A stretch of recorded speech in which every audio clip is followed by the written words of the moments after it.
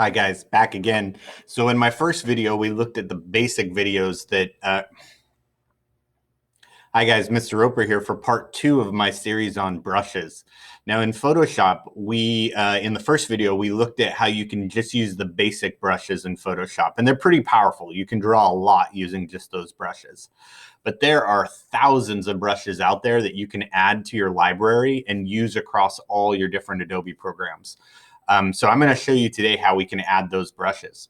So I'm back on my plain blank canvas here. I've got my brush tool enabled. And when I click up on the options for brushes at the top of my screen, you can see that I actually have way more brushes in here than you guys will probably see when you're first starting out. You probably have general and dry media, wet media, and special effects. But all of these other brushes come from Adobe's website, and there's literally hundreds of them for anything that you could want to draw. There's brushes that look like clouds, brushes that look like grass and tree bark and rock. So I use these all the time in my work, and I want to show you how you can access them on your own computer. From this brush menu, at the top corner, you'll see this little gear icon, and if we open that up, you'll see an option to get more brushes. When I click this, it's going to open up a new tab in Chrome, and it's going to take me to the adobe.com website where I can download the brushes from Kyle T. Webster. He's the designer I mentioned in my last video whose full-time job is to create custom art brushes for Photoshop. What an awesome job. So down below, you can see all of his packages that he's released of his different brushes. And he does seasonal packages, like right now where we have the summer 2020. He has his mega pack, which has over 300 of his most popular brushes, including inks, watercolors, pastels. He just did a set of brushes inspired by the work of Keith Haring, which are awesome. They have paint drips and graffiti style brushes. Watercolor, dry media, gouache, spatter paints, inkers. If you like manga or comic books, this set right here is awesome. There's cross hatchers for creating texture. And there's even sets that look like copy machine print. So take a look. Each of these downloads as its own package, and you can install them on your system. So what I'm going to do is let's get the new, I'm going to get the 2020 release because I don't have that on my computer here. So I'll do download. You're going to see it drops down into your downloads folder, and it comes as an ABR file. This is an Adobe Brush Resource file. And so if I right click it and I click open, I'm sorry, don't right click, just click the little arrow next to it and click open, it will install that brush package in Photoshop for you. Okay, I already had Photoshop open, so it jumps right into my program. And from here, if I go down to my brush list, there it is, summer 2020. So I can open this up and let's take a look at some of the brushes that were included in this set. There's this awesome impressionist brush. Let me grab a different color.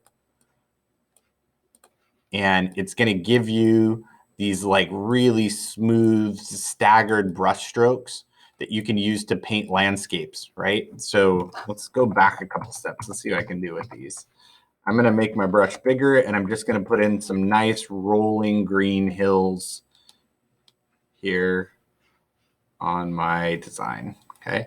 Now you can see that this brush runs a little bit slower because it's taking quite a bit of memory to run such a complicated brush design. Okay. But I can quickly put in some grassy hills with this.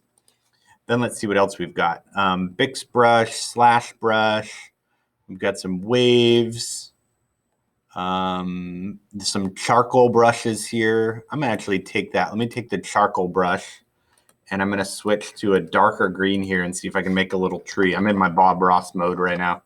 Let's see if we can bush this out. Oh, happy little tree up here in the corner. Cool. All right, now if I've got a tree, let's add some tree trunks to it. And there's this cool brush here called Old Fence. That sounds pretty awesome. I'm going to jump down and get a nice brown, make my brush a little bit smaller, and I'll put in, oh, that's super cool.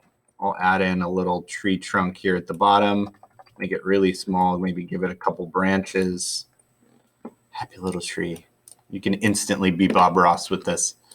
And then I'll jump back in. Let's take this splash doodle. Let's see what it's got. And I'll grab a lighter green. And let's see if we can use this to put some leaves over the top of those branches. Awesome. Okay. If you go too far, of course, you can take your eraser tool and you can kind of clean this up a little bit just by erasing around the outside. The nice thing about Photoshop too is that you get to work in layers, right? So all that I've drawn so far is on just one layer, and I can add a second layer behind it and drop it back here to put in my sky. So for example, I'll take, let's take some blue, nice sky blue here, and I'll use my paint bucket tool and I'll just dump that blue onto this bottom layer. So now I've got my sky back there. Okay, let's see what else is in this brush set. I'm gonna scroll down. We got some scratchy brushes, something called Biohazard, Geo Tree Brush. That sounds interesting. Let's see what that does. Oh, that gives you little cone style trees if you're doing a drawing that way. I'm not actually going to use that. Let's see. So lots of cool stuff in this update. There are others. I'll show you some of the ones like from spring. He released some great ones. This might be a good brush to use like for clouds, actually. Let's try this out. I'm going to take this and switch to white. And I'm working on that background layer, so it's going to be all behind my grass, my trees. Oh yeah, I can use this to create some nice like fluffy clouds here around the bottom. Very, very cool.